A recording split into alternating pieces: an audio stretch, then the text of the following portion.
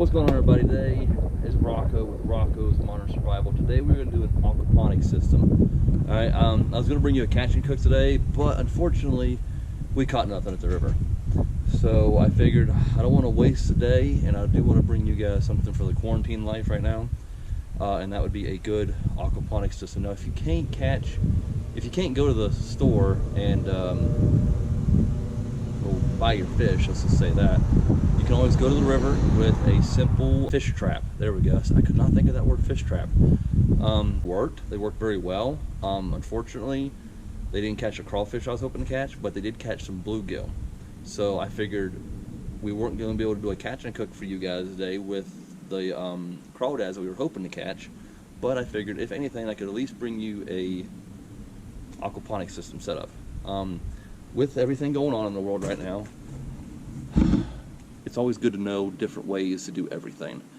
I have one aquaponics kind of set up on my channel. That's one of my first videos, but this one's going to go a little more in depth with everything and show you exactly what you need, or if you have just this stuff laying around your house, because most people have extra tanks and stuff like that around their house, and they have filters. So if you have a spare filter in your house, this is a great way to set it up to where you yourself can grow food from a filter. You set it in your window and you just go with it. All right, I'm going to show you from start to finish in the window. All right, so let's get into this, have some fun, and I hope you enjoy. Okay, now as you see, I have got an old traditional filter right here with some pillow fluff in it. All right, the pillow fluff filters the waste out of your tank really good. All right, and what you want to do is you want to take a little bit of rock and you want to put on top of this. All right, and for that, and the reason that you're doing that is because you want something for your plants to really have a good base around. All right, and it helps also filter the waste and the stuff coming out of your fish tank even better. All right, so we're going to put these rocks right up here, and by the time we're done, this is going to be really good. Now what you can do is you can actually grow something right next to each other. It doesn't matter what it is. All right, you can grow a bean right here, a tomato right here, a onion right here, whatever you want to grow, you can grow it all right next to each other. And that's the best part about aquaponics, is there's no spacing with this. Okay, and now while I'm using this is because I just had an old filter laying around, and I've grew them out of this before. All right, but what's one thing you want to remember is it takes 6 weeks for the bacteria that you need to grow produce with, to grow your vegetables with. It takes about 6 weeks for everything to break down and become viable for you to actually start growing stuff in here. All right, so you don't think you're just going to plug it in and you're just going to go with it, because it's not going to work that way. I know I took some stuff out of here, but I didn't take enough out of here to really hinder it much. The fish are still going to be able to enjoy it. Yeah, it's a bunch of seashells and stuff like that. They're from a few years ago we went to the beach. Not lately, because the beaches are just closed down. Now what I did was, right here, as you see, I've got 1, 2, and they're jumping around, 1, 2, 3, 4 bluegill in there. All right, and what we're going to do is we're going to fill this up right here, and we're going to get them acclimated to the water, and then we're going to finish the entire setup. Okay, but what you want to remember is one thing is, when you're setting this product up, when you're setting the system up, you want to make sure that the water goes, you want to make sure the water goes to no more than right here. All right, because you want to make sure that the water is going to be able to flow out of here really well. All right, and it's going to make enough oxygen in here for the little guys and everything. Now what I normally do is I use a pump from Harbor Freight, and it's a water pump. It filters the water and everything really well. I use it with a plastic bottle, and that's what I use for a filter. But since we're going to grow something out of this one today, we're going to use this one. All right, so we're going to we're going to pause the video, come back, and we're going to show you the setup in the window. All right, so let's get into that, and well, let's jump off of here and then get into that. Okay. All right, everybody, we are back. We have got the fish tank set up. Pardon the mess behind me. We are still at my parents' house. We're still trying to fix my house up. I will give you a tour of the house here soon of what we're doing on it right now, but that will be maybe the next video. So as you see, we have got the water in it. All right, and it's looking pretty good in it. Now what I always keep it nearby is a correct pH balancer. All right, it maintains the natural pH in the aquariums. I like to keep these nearby and do them about every once a week. All right, I also have, since it's in the sunlight, direct sunlight, and I just dropped the pH balancer. Since it's in direct sunlight, you're gonna get algae in this very easily, okay? So what you wanna do is you wanna make sure that you keep a no more algae tablets nearby, okay? They're tank buddies, all right? They are your tank buddies. Unless you have an algae eater in these, you wanna make sure that you have the algae tablets nearby. Drop these in maybe once a month or as needed, okay? It just depends on how much sunlight, I'm guessing, because I get algae in these easily if I don't keep my tablets going. All right, as you can see, the filter and the rocks and everything are doing very well. All right, everything's circling out just like it should. Yeah, there is some junk in here. It'll eventually get out of here, okay? So we poured this water into the fish tank itself, or the fish bucket, to let the fish kind of get acclimated to the water a little bit easier. So what we're gonna do is we're gonna get the fish and we're gonna put them inside of this tank right now.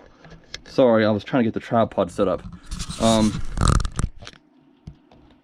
right, there we go. I got you guys on the fish tank. So let me go get the fish and bring them over, okay? All right, I have got the fish. And the first one is ready to go. Now you want to make sure you always acclimate your fish to their new tanks, okay? If not, you can shock them and you can kill them. A good acclimation is about 15 minutes, all right? And as I'm doing this, I'm trying to clean up some of the junk that's going inside the tank. And I hope you guys can kind of see what the fish are doing. There you go. We got one more to go, and he's being a little tricky. I don't want to hurt him. Trying to get him out of there. There we go. Oh, got a lot of junk that came in with it. Let's get that junk out of there. There we go. So that's it right there. What's going to happen now is these fish are going to do what fish do. They are going to eat and poop and pee and all that good stuff, okay? And all that means is that all of their waste is going to travel through the filter, and then you know, it's going to get stuck in the filter. And what that does is helps create a symbiotic relationship. There we go, big word for me to use. What that's going to do is create that symbiotic relationship. The fish are going to eat, then they're going to poop, then that poop is going to feed the plants. All right. It's all the circle of life right there, okay?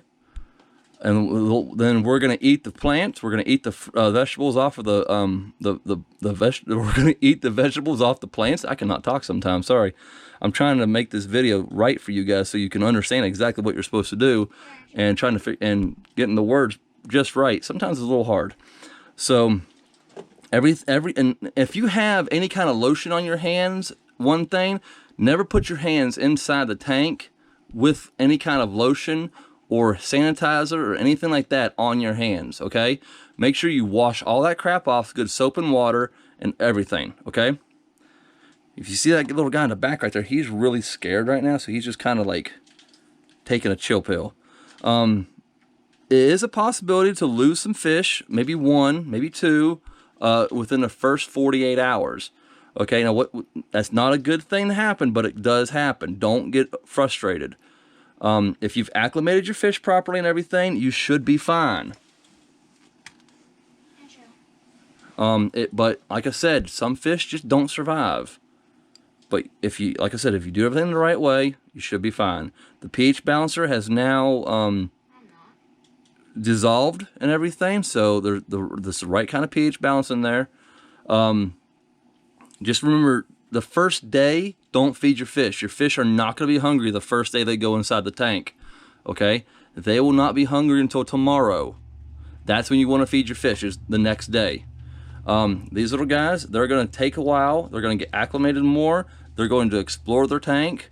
They're going to de-stress, because right now they're stressed, okay? And the proper pH balance in here will actually help their stress level go down. Also, if you want to, and you probably should, I'll go get this. Hold on. You should carry ick guard with you. I hope you can see that. If you can see this, hold on. Let me try something here. And I don't think the lighting is very good right here.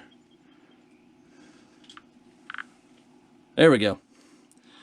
Ick guard. All right. It helps de-stress the fish as well. So you definitely want to keep that around. All right. There we go. I'm using my phone for lighting, just so I know that you have enough light, because there's not a lot of light in this basement, unfortunately. But yeah, keep your ick guard, your no more algae. I know you see my phone. The no more algae, all right, and the pH balancer.